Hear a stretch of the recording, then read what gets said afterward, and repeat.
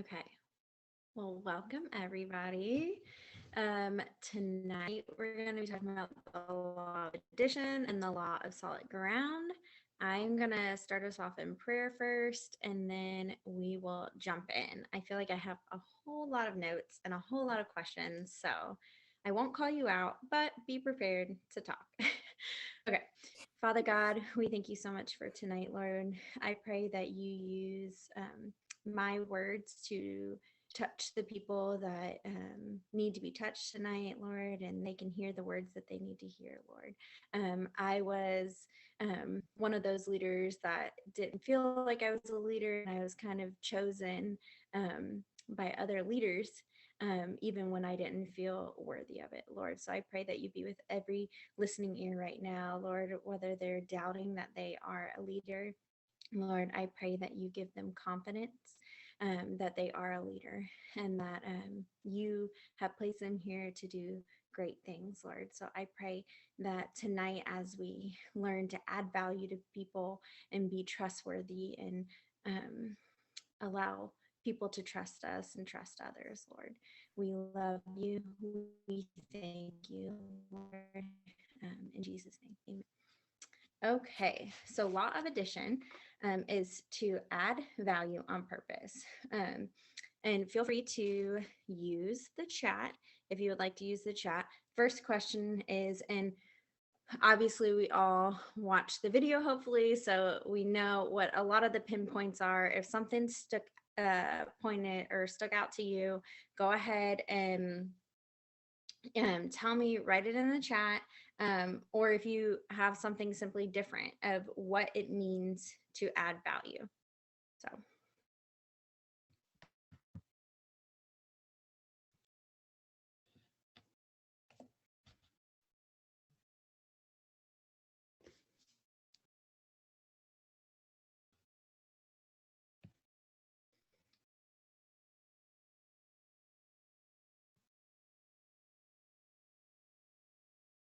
I know a lot. I feel like a lot of the words are very similar. So a lot of the pinpoints were to give, to enrich, to be intentional, to leave people better than you found them, to contribute something meaningful, and to serve. So I feel like a lot of those words have similar meanings. But those were all things that a lot of the different jewels spoke out. So as leaders, we are supposed to be adding value to people on our team and the people around us on a day-to-day basis. What leader, and of course everyone on here is under Carissa, so it's going to be hard to think outside the box of leadership. But what leader has stuck out to you that has added value to you in your business, or you personally? It doesn't have to be business related. If there's someone that a leader in your life that has added value to you, how specifically have they added value to you? Carissa said, educate, entertain, encourage, exhort, challenge people with what you do and say, make an impact, give more than you take anywhere you are. Yes, say someone else. So that was what adding value means. She was responding to that.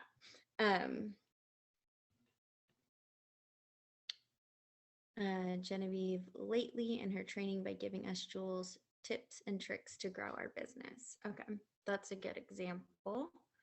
Corporate people are a good example as leaders that are outside of our team but are there to give us guidance. Greatness is built with people while mediocrity is achieved by oneself. And that stuck out to me a lot. I'll talk about it later, but as people, we are just so self-oriented, so selfish by nature. And I can pick up on that a lot in myself where, yes, I want the goals of my team to be met, but so often I get in my head and I'm like, oh my goodness, I need to get this goal. I need to get this goal, where so much of yourself gets put up on a pedestal where the rest of your team gets lowered, where it shouldn't be that way at all.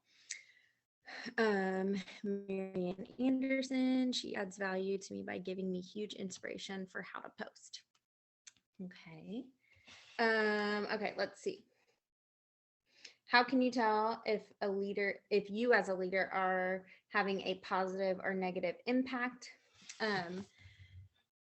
So a lot of what the Joel said, they come to you or they pull away. Is your team coming to you to tell you issues that is happening or how they're feeling, or are they pulling away from you? Are they being vulnerable with you, or are they pulling away? So that's a good indicator.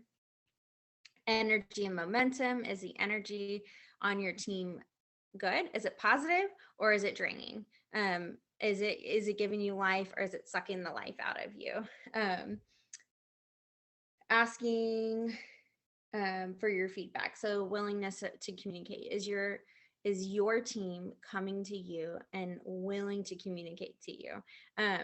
If they are not, it's a good indicator that maybe you should pull back a little bit and figure out what is their why. Maybe you haven't gotten to know your people well enough if they're not sharing enough with you. Okay. This really stuck out to me. So I think her name was Christina, the Jewel, when she said that a lot of times she'll make comments that aren't necessarily negative, but they aren't adding value. And so there are so many times where I can catch myself doing that. And she made the simplest example of saying, oh, I'm not going to go to that event. And it's not negative in and of itself, but it's also not adding value. And how many times am I making up an excuse of my circumstances and saying, like, I'm not going to be there, sorry, I'll try to be there next time. So being very conscious of what you're saying and putting out there to your team, so it's life-giving. So let's see. Sorry, I'm missing some comments. Cassie and Hannah have been leaders who have added value to me. Cassie said, so grateful for you and allowing me to be there for you always. That was huge for me. It was a great reminder. Thank you. A huge ripple effect. Okay. Let's see. Okay, I'm going to go to yoga and get Katie. Wait, who's talking? I got it. I went ahead and I think Ashley just chimed in for a second. Okay.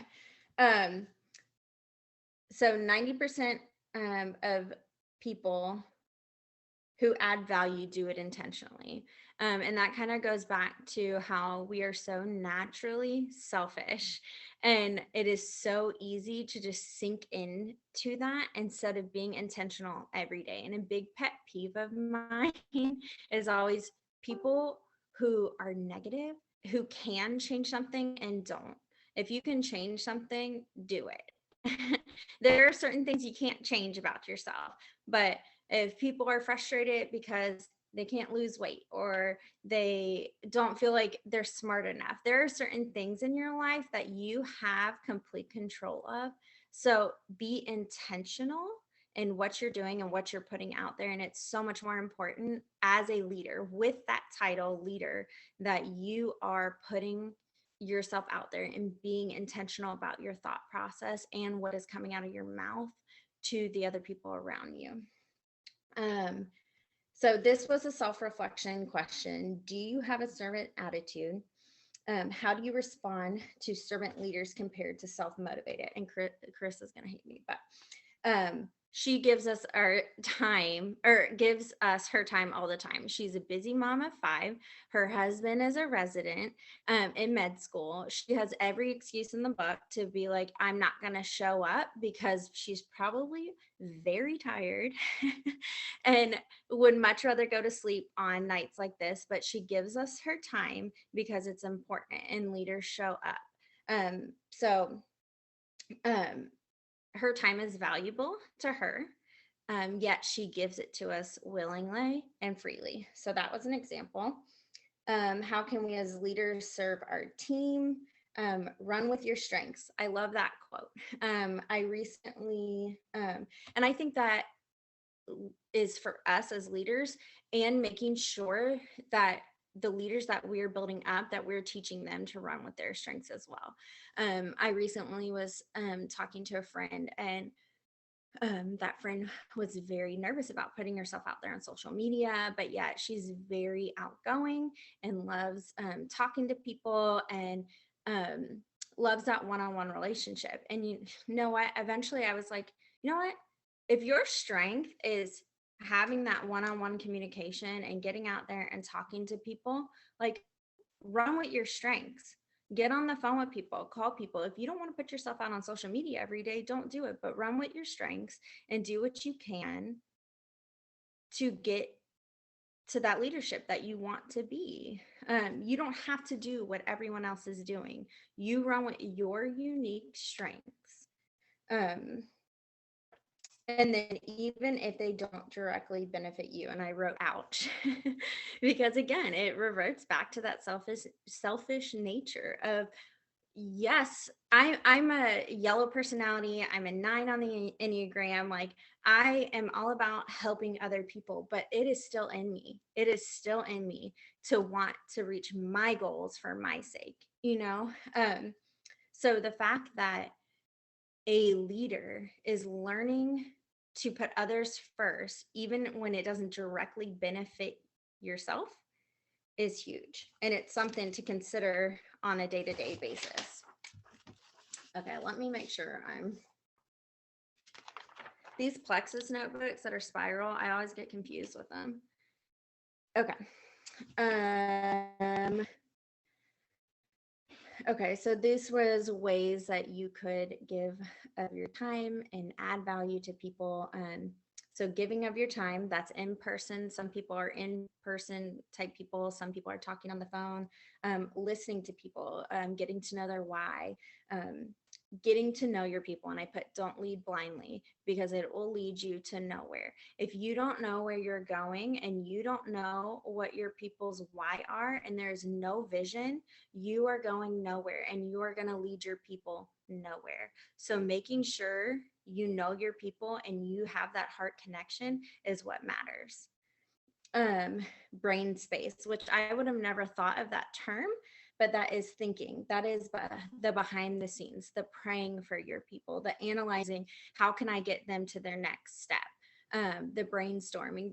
There's so many little behind the scenes things as leaders that we're giving of our time and energy and our mental space to help them grow. Events, calls, equipping, inspiring, encouraging, troubleshooting, and leading by example. Does a leader's motives matter? Yes, it's simply they matter. People can pick up if you have selfish motives. If you want to get your team somewhere, people are going to know, and that morale is going to show. I also put it's okay to get the job done though.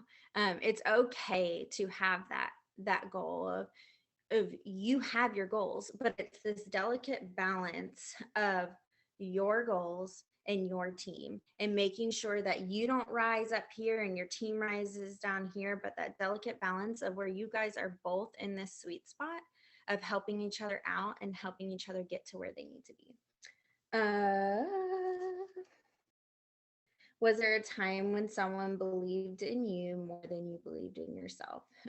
Pushing others to greatness. And I will say, when Chelsea first signed up and started running with the business, she was like, "You're so good on videos." And I was like, "Girl, I've been doing this for a really long time. And trust me, I used to want to like pee myself before I would never do a live video. I hated Zoom calls. I was the person that always like no audio, no video, not here.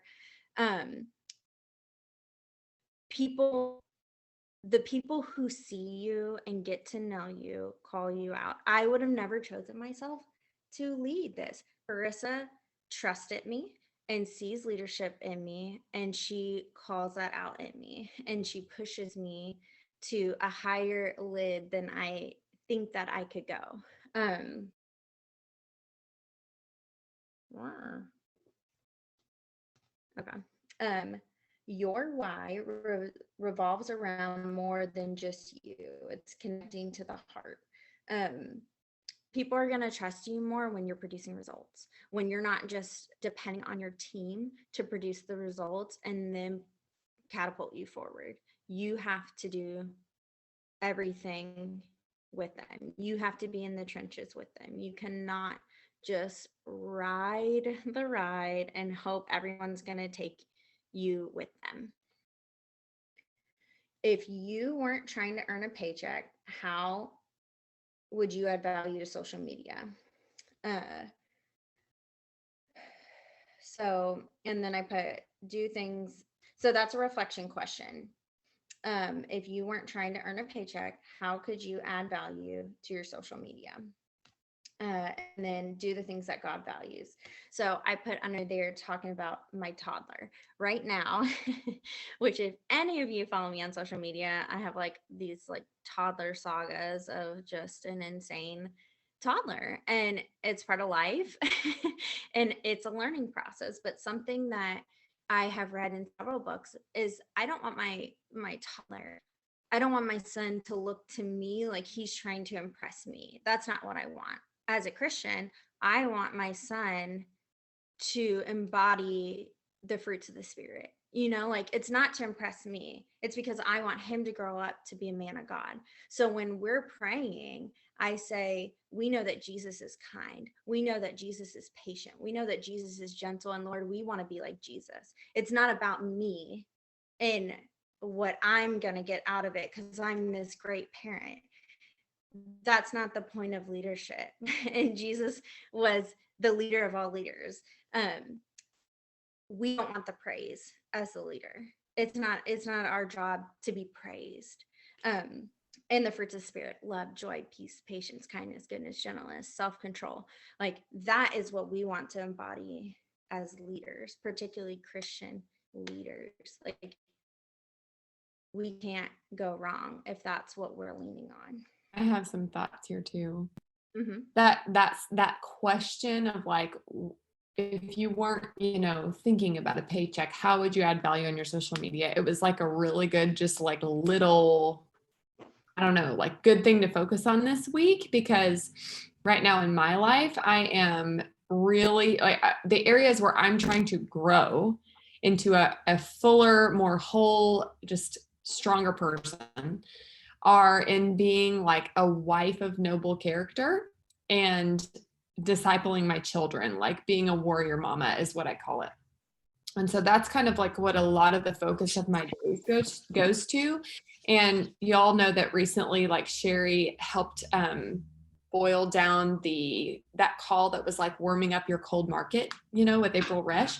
We watched that, and then she helped me boil that down to like a really good checklist of like tangible actions. And one of them was talk on your stories like you're talking to your best friend. And so I've been trying to do that a lot more related to like how I am growing, how I am building my character in my home as a wife and as a mom. And it's gotten so much engagement. It has built so much trust with my audience, just like, how I'm stewarding our food budget well. And, if y'all see my stories, you've seen what I've been posting about, but it has definitely added value to my audience. So I feel like if we're growing people, we're seeking wholeness and we're seeking like healing in the areas where we fall short. Then we just have to do that extra layer of like, this is worth sharing. Other people probably need some help with this. And I have gotten a lot of feedback from people who are like, I needed to hear that today. So that's my 2 cents on that. I actually had you down as an example for the food budgeting that you've been doing recently. I had Carissa food budgeting, and then I put me with running. As a runner and having worked in specialty running, I get people messaging me all the time, like asking me about shoes, asking me about training and on these different things. And that's one way I can add value because it's obscure running knowledge, but some people need it. And then I also put Lauren Greery, who does all of her recipes. She puts like a ton of recipes out there, and then in her stories she posts about her life in Plexus, but she adds value by giving simple recipes to people. Let's see.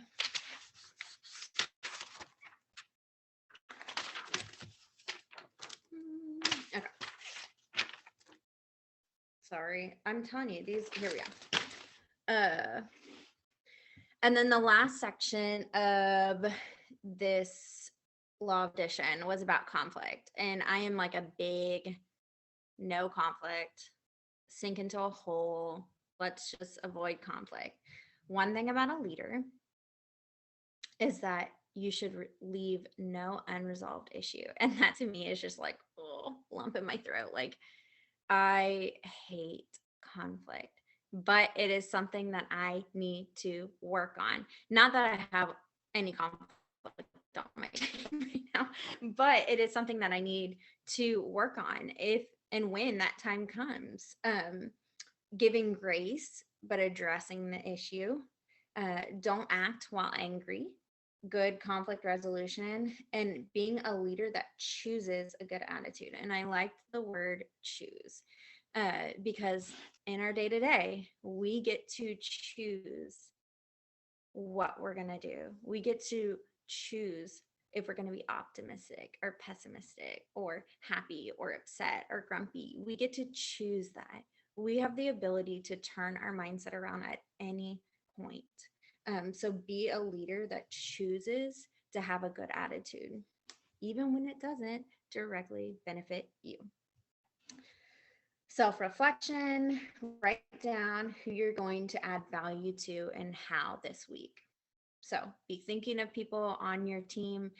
If you don't have big teams, that's okay. Be thinking around anyone and everyone that you can add value to, and the people around you, coworkers, family, you can add value to anyone.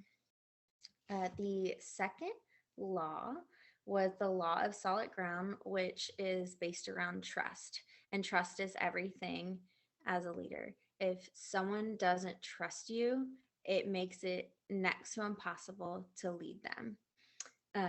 Why is it so important? Because it opens up doors for people to be vulnerable with you, to tell you how they feel, to get to those pain points of why they might need what we have, whether it's products or the freedom in finances or health.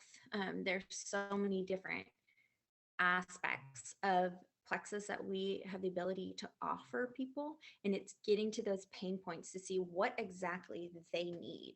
And we obviously believe that everyone can benefit from Plexus, and I do believe that in one way or the other. And again, that it comes in many different forms of freedom. After trust is violated, can you regain it?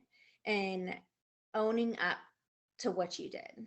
So again, I revert back to my toddler and me learning as a mom with my oldest child of learning how to parent and teaching your children that when I lost my cool and I screamed at you when I shouldn't have screamed at you, me going to him and saying, I didn't mean to get angry with you. I am so sorry that I yelled at you. I should not have done that. That is creating trust with my son, that he can come to me and know that he can talk to me, that mommy is not too big where I don't need to apologize just because I'm above you.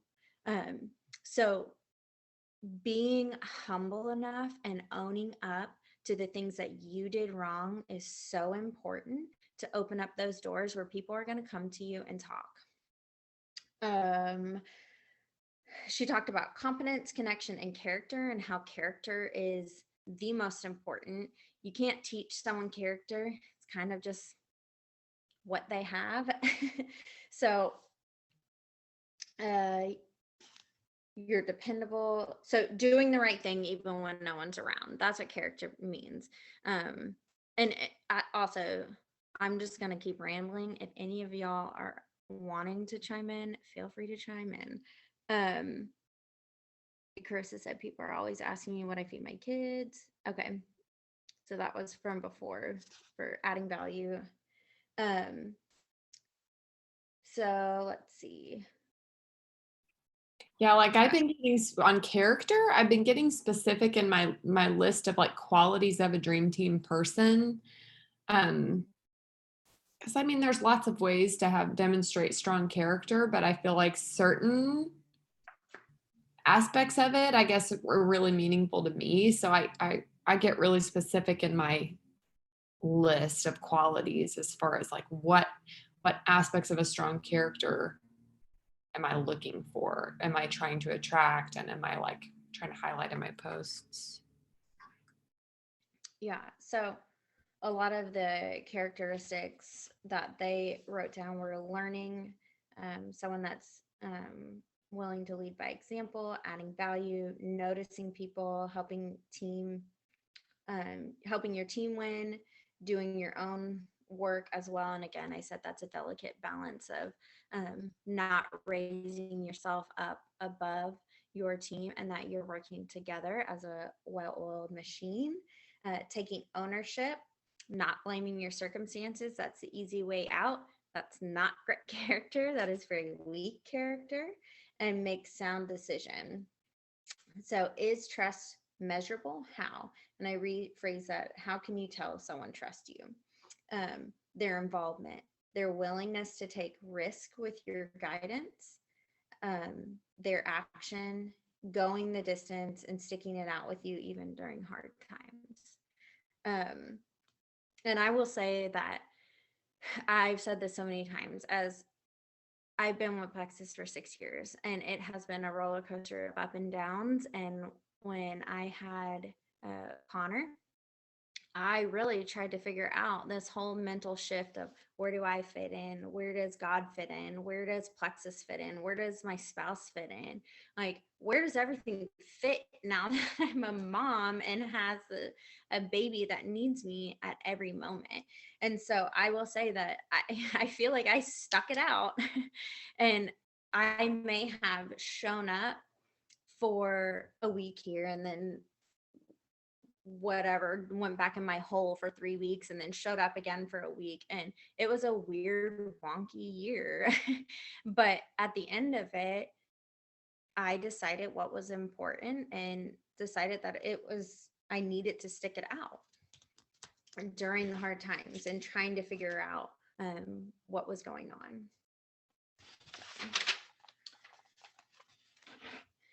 And then leaders, your uplines, how can you tell that they trust you? And so giving authority and responsibility. And so I know Cassie's reached out to several people. I think she said she reached out to Sharon and said to see if you would lead a couple of these chapters. And by giving responsibility, leaders are showing that they trust you and that you can handle it. And that's a huge, huge blessing for people to see that in you. Stick around the people who are going to see the strengths in you. Those are your people. What are you doing to develop the character or your own character? So examples of that were quiet time with God, being in the Bible, because there's no better leader than God and Jesus. We're not going to get better than that. Reading self-help books, these calls that we're on right now, learning more about what makes you better, raising that lid higher than you ever thought that you could. So there is authenticity, be yourself always, be you. Run with your strengths. You are unique for a reason. I can look at every single one of you and be like, oh, well, I'm not as good as so and so in this, and I'm not as good as so and so with this, and I don't post. And we can sit there and be negative all day long of what we don't do well. But why is it so hard for us to point out our strengths and our uniqueness and then run with that? So find out again, your core people, your leaders, the people around you are going to call out those strengths with you. Stick with those people. Stick with the people that are going to breathe life into you and be that living well that are going to just give you everything that you need to move forward. Don't listen to the negative mindset. that is not the voice you want to listen to. Integrity. Do what you say you're going to do, doing it even when it costs you something. Commit to being honest and disciplined, doing it anyway, even when you don't feel like it. Because isn't that the whole thing that we do? We can say that we want to be successful all day, but we're just simply not going to be if we just work and we lead when we want to, or when we don't feel like it, or when we do feel like it. You have to be there and be that solid ground, even when you don't feel like it. And then I said this last time, you only lose by quitting. So stick to your guns. You're doing great. Stick with the people that are going to breathe life into you. And that's all I got. So if any of y'all want to chime in, this is your moment. Otherwise, I'm done. One thing I thought of, I was actually thinking of this today, like sticking with the people that are going to breathe life into you thing. Not only that, but like, if you're, I think it was Christina that said this, if you are the strongest or most powerful or most successful person in the room, you're in the wrong room. And so I feel like sometimes certain people, I'm kind of like thinking of a few that like, they're always wanting to help others. And so they're always surrounded by people who like need help, like need them to constantly lift them up out of the pit that they're in. And so there's a place for that, but it's like, if you're only ever the strong one and you're always surrounding yourself by people who need you to like drag them out of the pit, then you're really, really limiting yourself. You're really, really limiting your potential for growth and your potential to grow as a leader. You have to be putting yourself in a room with other people who are better leaders than you and who are more successful than you and who are going farther than you are, so that they're kind of blowing the lid off of those like limiting beliefs that you have. But I do feel like sometimes, I don't know what it is. Maybe some people just like being the strongest person in the room, like feeling like they've got it together. So they're, or they kind of gravitate to like these friend groups where everybody's kind of a hot mess. But anyone else, I don't know, anyone else know what I'm talking about?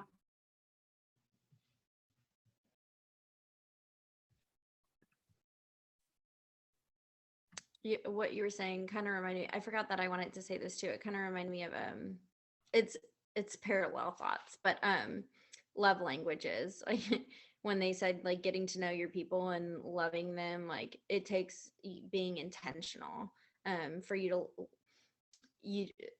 most of the time a spouse is a different love language, and so it might not come naturally for you to love that person the way they feel loved, but it takes intentionality to learn the way that they feel loved and appreciated and affirmed, and then eventually it becomes very natural. So learning your people, and it's kind of what you said too, like if we're in a good system, then you're feeling pulled from both ways, kind of like you're getting the leadership that you need from above, but you're still leading the people below, like and again, it's that delicate balance, but it comes full circle that we're supposed to be getting it from every direction, and it's not just us doing the leading, because you can't pour from an empty cup.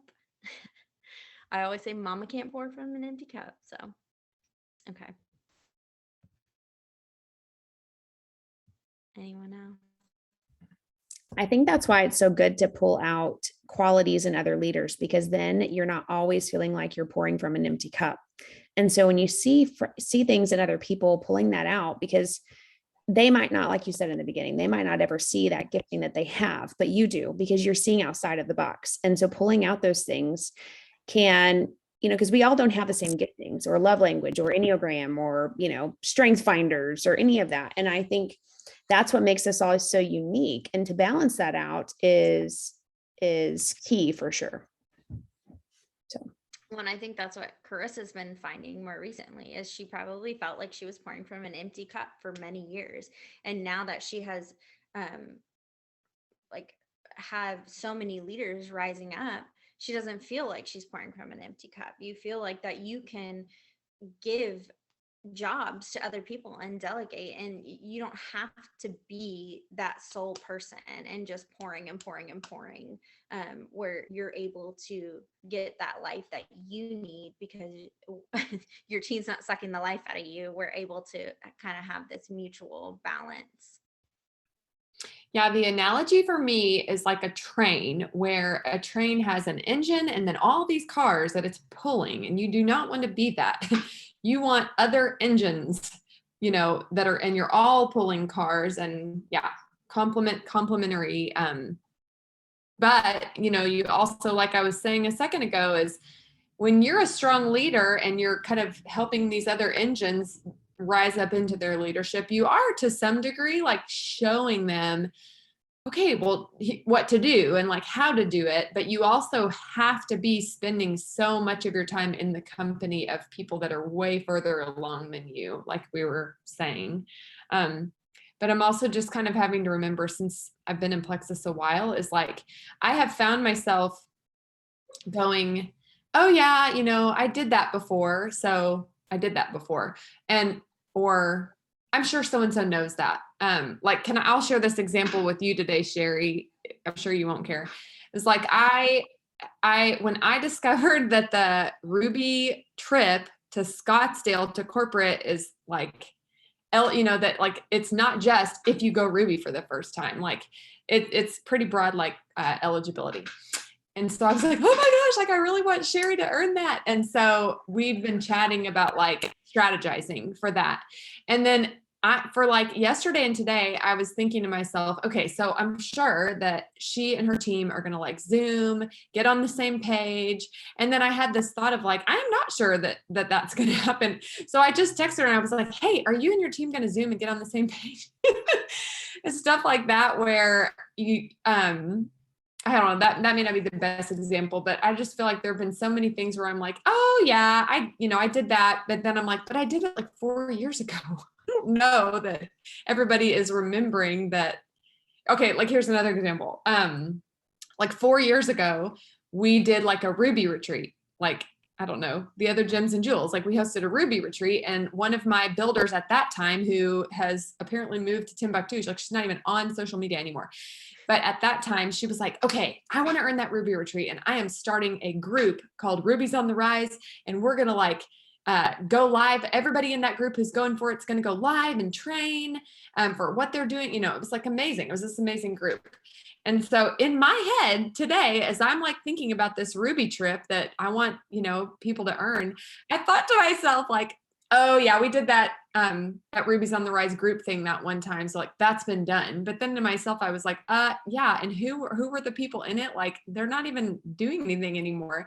That idea was a good idea. And it would be worth like resurrecting and rinse and repeat kind of thing. But I don't even know how I got off on this tangent, but it was all just to say, don't talk yourself out of communicating clearly to the people that you're trying to help rise up and become leaders. Because as you're getting like other engines moving with their own little cars behind them, don't just assume that like they know everything that you're thinking in your head is like super obvious or a given. And a lot of that comes from keeping company with other really strong leaders and just having a regular dialogue of like what they're doing, what is helping them be successful. So Sherry said it wasn't even on my radar to do that until you asked me.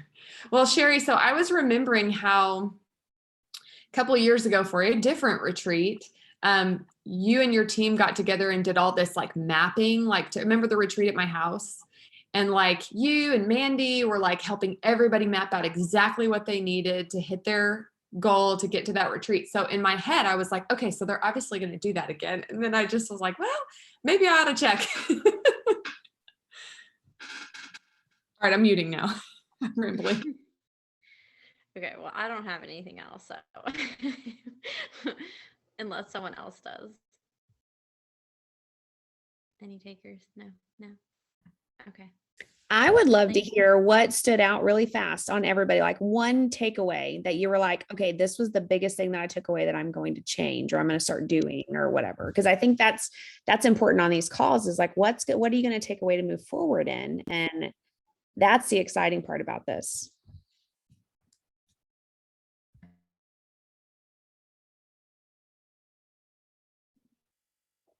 I think my big takeaway on this is it's so easy for us to really strive for our own goals first. Because it's like, I'm really, like, for me, I'll speak for me personally because just recently I've kind of changed my mindset on this. So I hit gold in July of last year and have never hit gold again. I get so close and so close. So I'm constantly trying to push myself and I'm thinking of myself before my team. And I feel like that's where I fell off. But in the last few months, I have changed that mindset of I need I need to help my team. It's not about me. And so just listening to her talk about this in these chapters kind of makes me think, oh, that's me. That's me. That's me. So that was my biggest takeaway is I'm finally seeing that, yes, I love to hit my goals too, but I love the feeling of my team hitting their goals even more than myself hitting my goal. So that was my biggest takeaway. I can piggyback off of that. I think for so long until last month when Chelsea and Susan ranked up, for so long I felt like it was only me, where I was trying to rise up these leaders and just no one I felt like wanted to take on that job. And so when Chelsea hopped on and Susan hopped on and they were ranking up, and the excitement I had for them to rank up was just so big, because for so long, like, I hadn't seen that joy and that excitement to have people with goals and dreams and vision. And so when you put other people's visions in sight for you as well, I think it just adds a different level of excitement because you're getting excited for other people. And like, I think it just feels right. It just feels right to be more excited for other people than it is than yourself. And so last month was a very exciting month because my team ranked up, and that was exciting for me. It wasn't about me. Like, yes, did I want to re-rank senior gold and like go well beyond? Like, yes, I did. But it was so exciting that I had a gold on my team and a senior silver on my team, and that hadn't happened for years, y'all, years. And so that excitement causes momentum too. So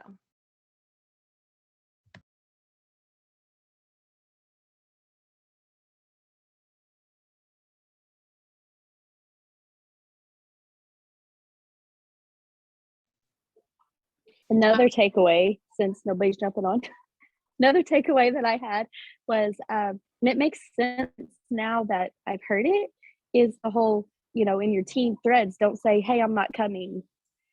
I never even thought of it being a negative thing. It's just, like in my mind, I'm thought, hey, I'm not coming, so don't expect me to, didn't even think about that. Not one time. And now I'm like, oh, I'm going to rethink before I send out anything or that I'm not coming. I'll just privately message so-and-so and not do it in our group chat. So I love that. That was my biggest takeaway too, of the fact that like, if it's not adding value, don't add it, pretty much. Like, if you need to, if there's something going on and you need to share it privately with your sponsor or your leader sideline, or I forgot what she called it, but I think it was like the leader law circle or something. Pretty much the people that you trust, like, share that with them. But if it's not adding value, don't add it. And I'm like, all right, I like it, because it's true. Like, we all know, like, not everybody on here was like, I'm not coming tonight. I'm not coming tonight. And so I don't know. That was definitely a big takeaway. And I think something that we can make sure that we pass that on to.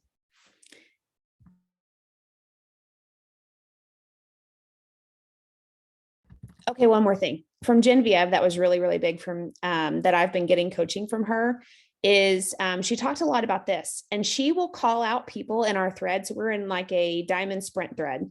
And if there's something that is not adding value, she says, Cassie, can you please remove it? I'm just going to say my name. Cassie, can you please remove that? And then she'll reach out to me privately and tell me why. Because if it's not adding value or if it's not pertaining to that chat, then she doesn't want it in there at all. And I think that it's the same with the culture of the chat. There's some things that, let's say, are negative, like, hey, only so many people came on my team chat. And she's like, remove that right now, because she doesn't want everybody thinking negatively about whatever is going on in your life. And it resonated with me when Christina was talking, or not Christina, Brittany was talking about that too on the chats, of how just valuable it is. And even if your team is doing that, Taylor, I get it. I don't like conflict either, but I've been a lot better of, like, when something is negative, I'm like, hey, so-and-so, let's change that to something positive. How can you reframe that? What could you say differently about that? And then it helps change that vibe of like, oh, okay, wait, maybe I need to start thinking about what I say in this chat and whatnot. So. Yeah. And I think when that first person not calls you out, but when that first person gives you grace, then it's a light switch where you're going to automatically, every single time you post something, you're going to realize, is this positive or negative? Am I subtracting or am I adding? I think all it takes is that one time for someone to nicely tell you, like, that's not adding value, for it to make an impact. Okay, kind of piggybacking on this, when I was watching the call, I said to myself, I really want to, while we're all together, shout out Shara, because my respect for her as a leader grew so much in this situation. There was something I said to her in a comment somewhere that it was kind of eating at her, like it rubbed her the wrong way and it was kind of eating at her. And she came to me really almost immediately and she was like, hey, that rubbed me the wrong way. It's kind of eating at me and I don't want it to be something that builds up some sort of ill feelings or resentment between us. And I was like, girl. And so we worked it out. And I just, like, to me, that's the essence of what they were talking about on the call this week. When you say you don't leave an issue unresolved, be the person that's willing to go straight to that person, work it out. And I think Christina was like, I didn't see a lot of healthy conflict resolution modeled to me. And Plexus for her was one of the first places she was seeing, like, healthy adults model conflict resolution, and how that's a big part of maturity. That's a big part of becoming a good leader. So you rock, Shara. Just had to shout her out.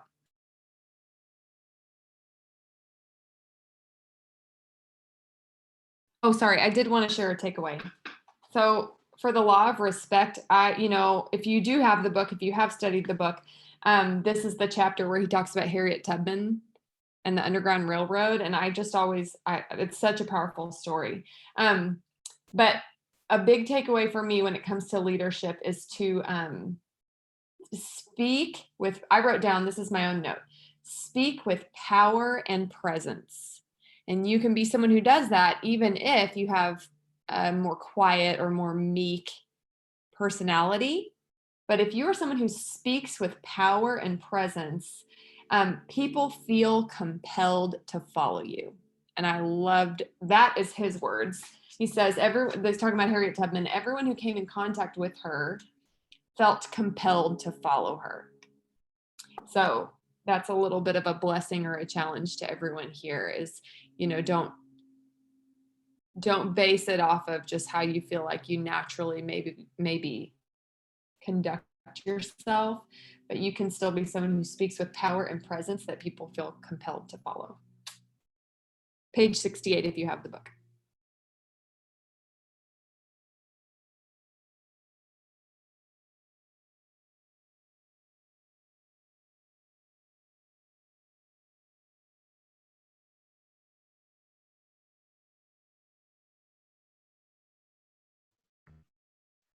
Last call.